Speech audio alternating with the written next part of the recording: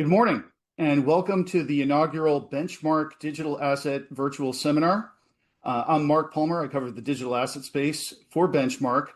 The focus of our first Fireside chat today is BTCS, a publicly traded blockchain infrastructure company focused on Ethereum.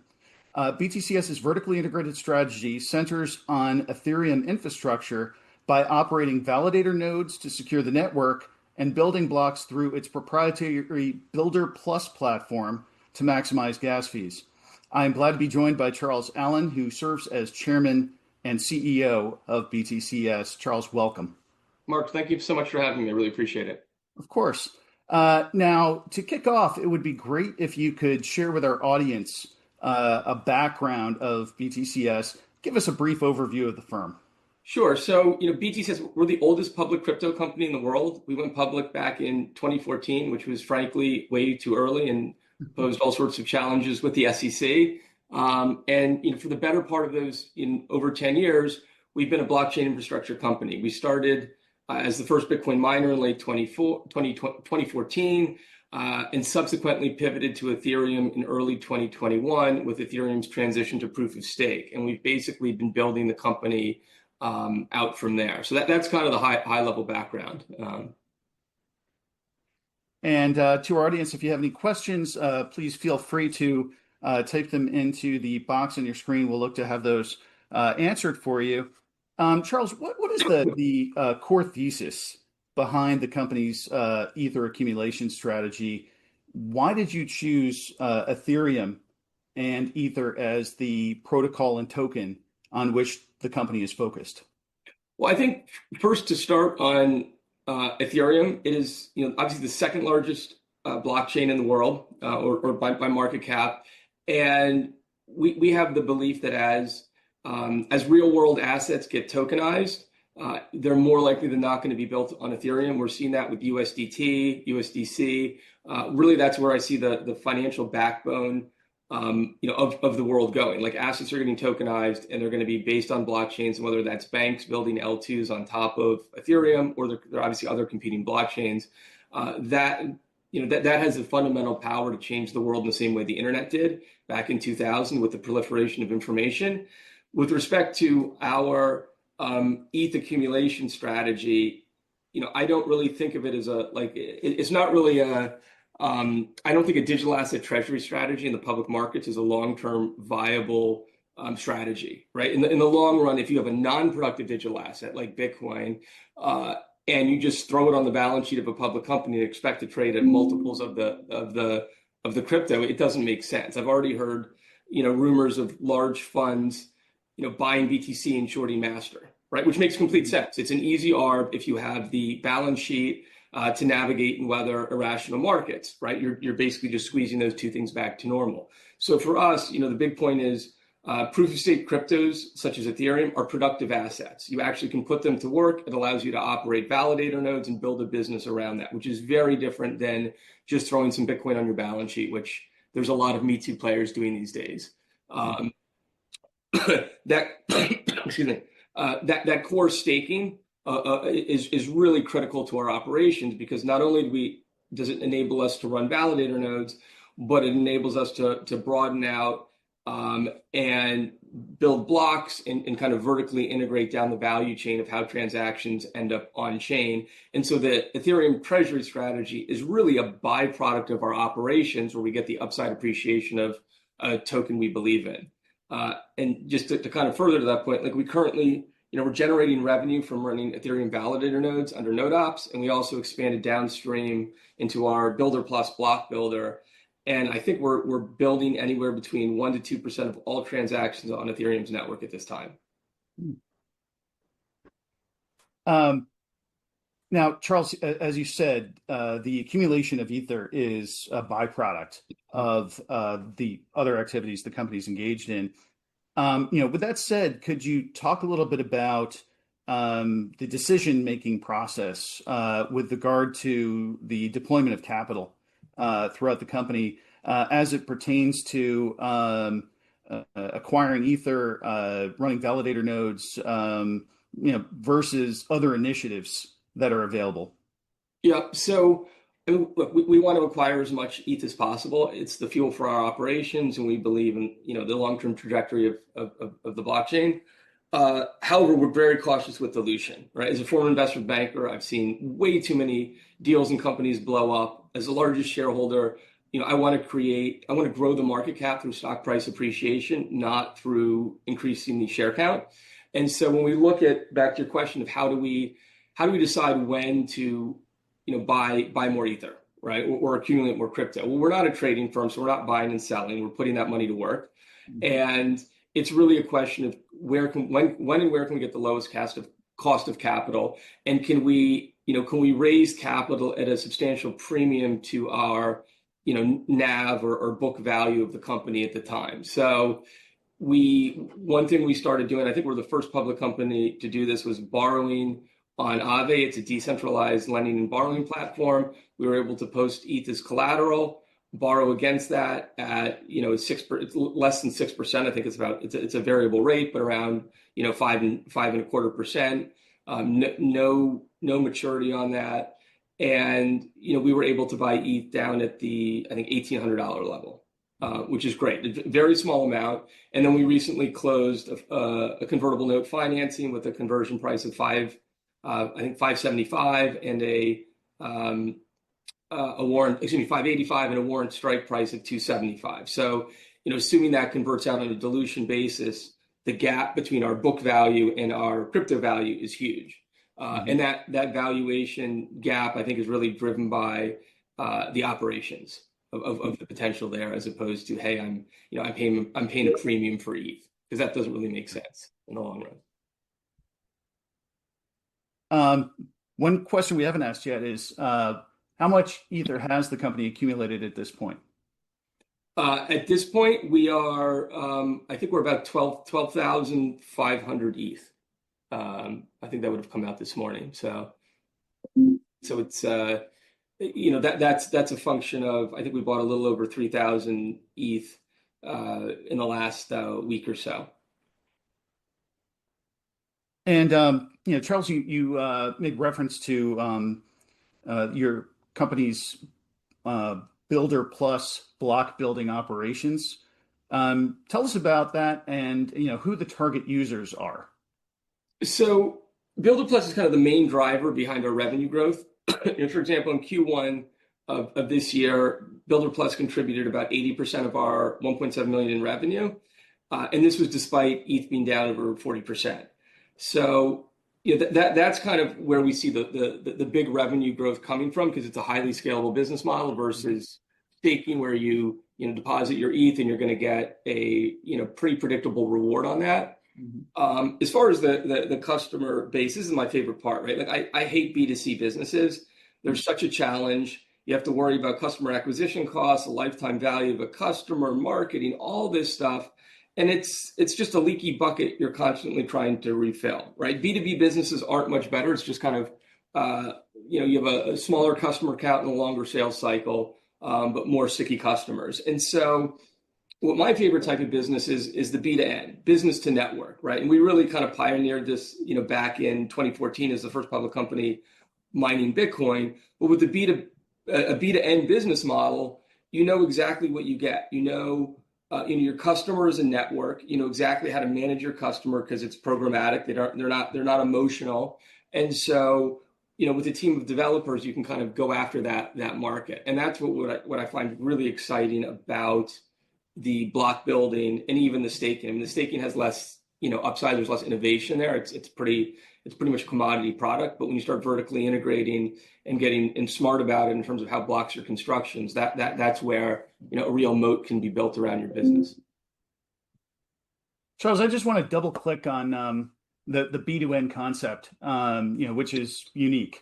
From a mechanical standpoint, how should we think about that in terms of the ways in which the company serves its customer, which in this case is the network itself?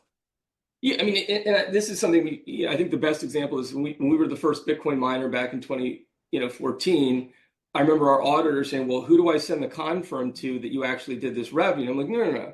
It's a decentralized peer-to-peer network of computers, and you have to look on the blockchain to see that the transaction was validated, and that's where it came from. And literally every quarter, the auditor would be like, well, who do I send the confirm to? Where are you making your money? And so a business to network business is you are interacting with the blockchain protocol where you understand the rules, and whether you're staking, you're mining in a proof of work, you're block building, your customer in the end of the day is a protocol. So you don't have to, pick up the phone or make fancy marketing materials to try to get a customer to, sign up for, to buy your product or sign up for your service.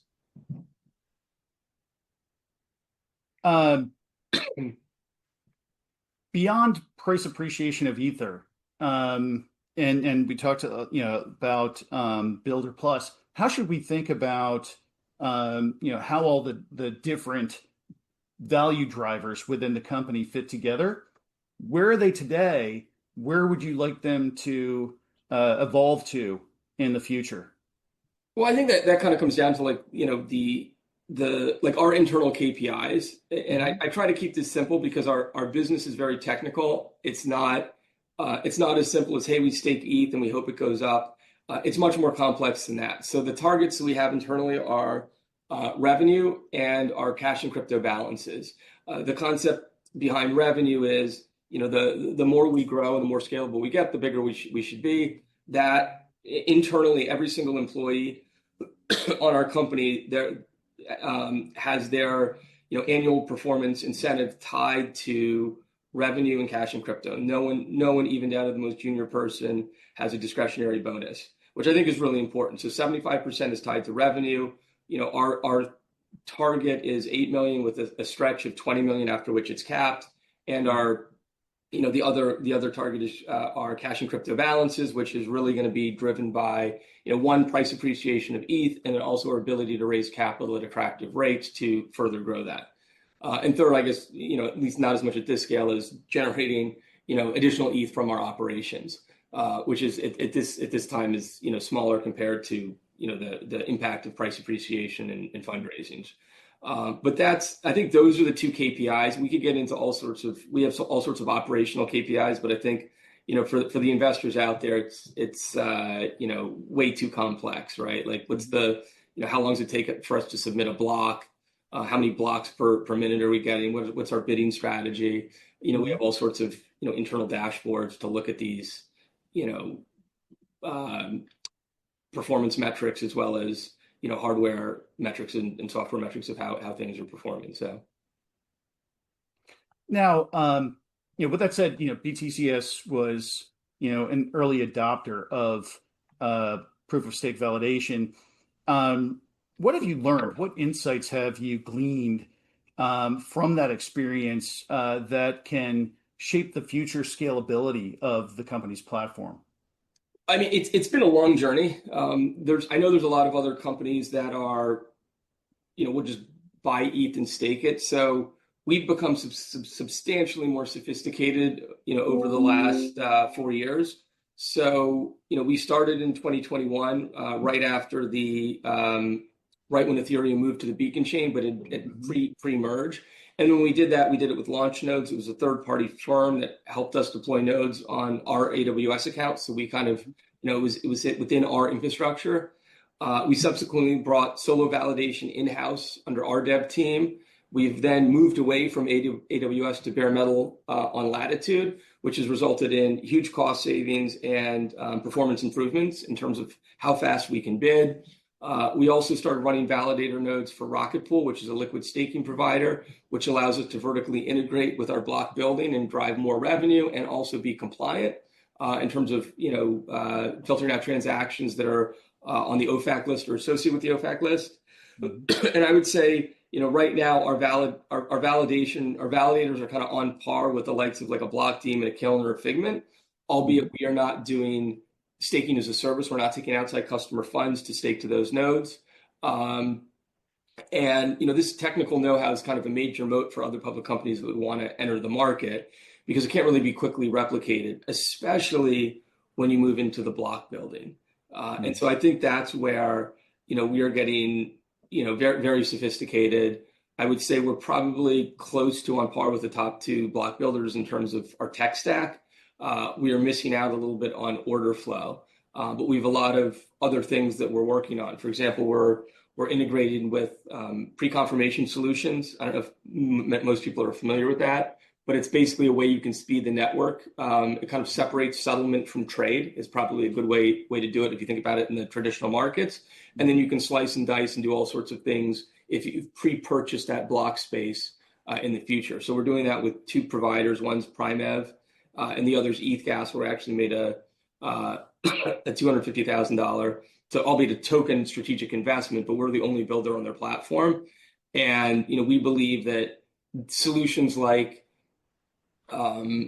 pre-confirmations will allow Ethereum to be competitive with Solana in terms of transactions per second, because you can pre-confirm these transactions, and we're kind of at the forefront of that in working with ETHGas and adopting Primev. So we're definitely, from a technological standpoint, very advanced compared to where we were back in 2021 when we started down this path. Because you mentioned Solana, this seems to be a big point of contention within the crypto space. Beyond Bitcoin, when you're talking about proof of stake cryptocurrencies, developers working on networks, it's Ethereum, Solana, going back and forth. How do you see that back and forth playing out? And how does that impact your management of the company? So I think, Solana is obviously a faster blockchain. It's more centralized, and Ethereum's a more decentralized blockchain, right? There's more validator nodes. It's a bit slower. Ethereum, I think the big difference, and I don't dislike Solana. We actually like it. It's something we've looked at. When I look at Ethereum, I think, okay, it's the number two player. It has number two blockchain in terms of market cap. It's been around the longest. It's had multiple upgrades. I mean, if you compare the number of upgrades on Solana to Bitcoin, on Ethereum to Bitcoin, it's ridiculous. It's deflationary to flat at the moment, where Solana is inflationary. That I know there's proposals to rectify that situation, but if you have a blockchain that consistently is issuing more tokens, it's not a great value proposition for long-term value in the token. And so our viewpoint is we're right now we're on Ethereum. We are looking at other blockchains, not so much from the validation standpoint, but from the block building standpoint of how can we expand to be a multi-chain block builder. And I think that's a little off topic from Solana, but once we started with Ethereum, which is an EVM chain, we subsequently have moved into Binance chain with block building. We bought a company called Transaction Boost, DX Boost, and the thought process there is we've got years into building our block builder under the brand name Builder Plus, and what that basically means is we've built like a revenue generating box. And so since Binance chain's BNB chain's a fork of Ethereum, it's very similar. So to get our builder to work from Ethereum to work on Binance, it's kind of like you have this revenue generating box that plugs into a 110 volt outlet, and Binance's BNB's 220, and so you just got to build the adapter, which is not something you can just go buy off the shelf at the hardware store. You've got to have your devs make it, but it's not a hard lift, right? And when we bought TX Boost, it kind of jump started us on that path. And so that's what we're looking at. If we could enter Solana, now that's a little bit more than like, hey, you're going from 110 to 220. It's a completely different blockchain, but a lot of the stuff would port. So it is something we look at and keep an eye on. But right now, the core focus is Ethereum EVM chains. And I don't think it's going to be one or the other. It's not going to be like Solana's the Ethereum killer and it's going to go away. There's going to be solutions built on both. You don't always need speed. Sometimes you need decentralization. I have heard that larger institutions prefer to build L2s on Ethereum just because it's got brand name recognition, right? It's been around forever. The blockchain hasn't been hacked. Unlike, just like Bitcoin, there's all these companies putting on this balance sheet. Like, I don't think Bitcoin is going to be the dominant smart contract based blockchain. There's talks of rootstock and other solutions that would allow you to have similar functionality on Bitcoin. I don't think that tech is the right tech for Bitcoin's blockchain. So I think Ethereum has a place. I think Solana has a place, and I think there's plenty of room for multiple chains to have huge appreciation. And so right now, for us being specialized on Ethereum makes the most sense, but we could move specifically on the block building side to others.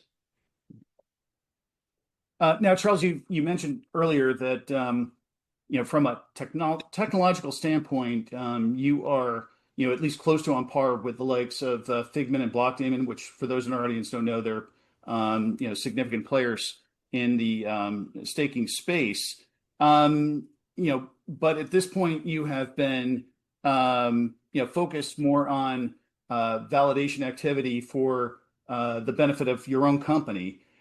Is there a point at which you would take that technological advantage and potentially seize the opportunity to look outside and serve third parties the way that those two firms do? I don't think so. I mean, we would rather look at going to like a Blockdaemon, a Kiln, or one of these providers as a more of a customer, and this is kind of going to like the B2B customer. Like we've already partnered with Figment and WonderFi as one of their staking providers to come on and use something called the staker protection plan, which is basically a way for us to pre-purchase blocks and give them certainty and smooth their earnings as well as compliance. So that's something we'd definitely be interested in. When you get into what they're doing, a Figment and a Kiln are much more of a B2C and a little bit of a B2B staking as a service provider. Blockdaemon's a B2B staking as a service provider to larger institutions. And when you do that, I think our validators are on par with theirs, but we don't have an overlay of, custodying customer assets, a portal where they can go in and log in and manage all these things. We're just not really equipped to do that. And it's not the best bang for our buck, right? It's already a crowded space with established players where I think we are better off in the block building market where we use our validators to vertically integrate versus and have that byproduct of a digital asset treasury strategy that the market likes than trying to compete on a B2C or B2B staking as a service platform. Moreover, we kind of exited this because the SEC was just unreasonable to deal with, right? We had an investigation into the company that non-custodial staking they thought could theoretically be a security, which if I put this in plain English means if you go buy a Raspberry Pi computer on Amazon for $35, download open source software and run it in your basement, you're a securities issuer and need to register with the SEC. It makes me irate. They've subsequently dropped that investigation because it was a witch hunt and it was not based on any sound legal argument, but we dealt with that for over a year. Kraken got fined for their custodial staking, $25 million. And so when we were entering this, looking at that market, there was a window where we could have gone big. We never did. We thought custodial staking as a service actually does create a security. Non-custodial does not. And at this point, the market is established with big players. And it's not a place we want to really, move into. So I think now we're like our core focus is, further down chain, maybe get these guys to work with us on the block building. And that's where I think we can be competitive and nobody else in the public markets is doing this. Charles, you bring up an interesting topic, which is the regulatory changes that we're seeing in the U.S. and with the leadership at the SEC, the broader philosophy of the SEC. Wrangling that you had with the SEC was under a prior leadership group.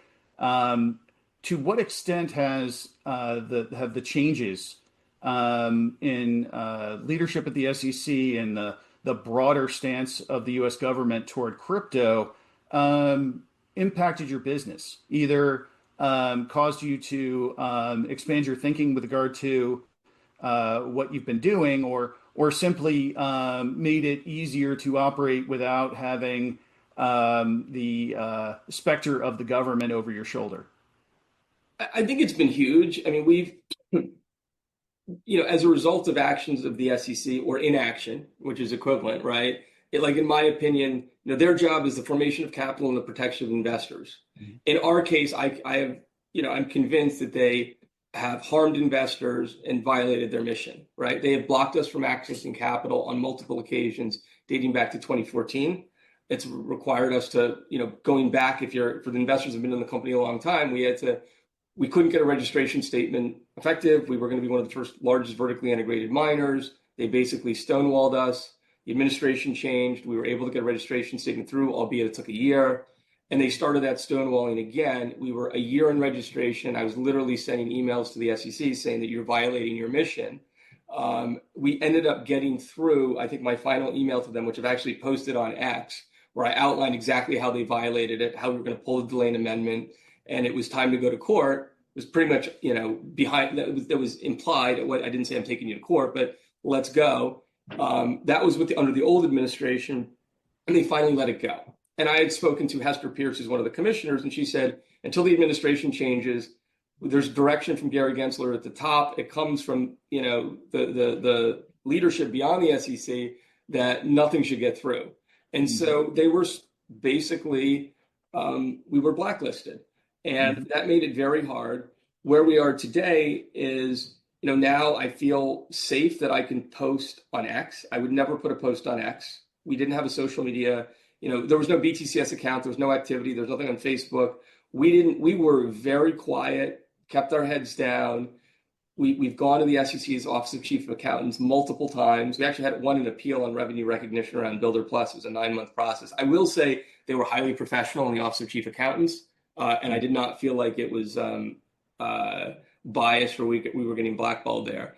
But it's been 10 years of this. And so for the first time in 10 years, and it's pretty interesting, where I feel like we can actually grow a legitimate business in crypto in the public markets without having either our bank account shut, which that dates back, that was a big issue, or having the SEC be unreasonable with us when our disclosure's perfectly fine.